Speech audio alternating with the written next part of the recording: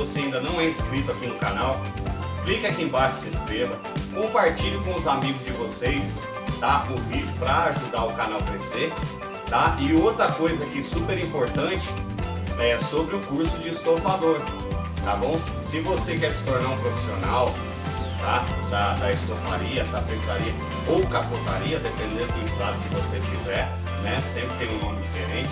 É só você clicar aqui embaixo no primeiro link da descrição, tá? Que é o meu curso que eu preparei especialmente para vocês, tá? Super detalhado, tá bom? Ensinando tudo sobre estofaria, tá? Para você abrir o seu próprio negócio e começar a ganhar dinheiro com essa arte, tá bom?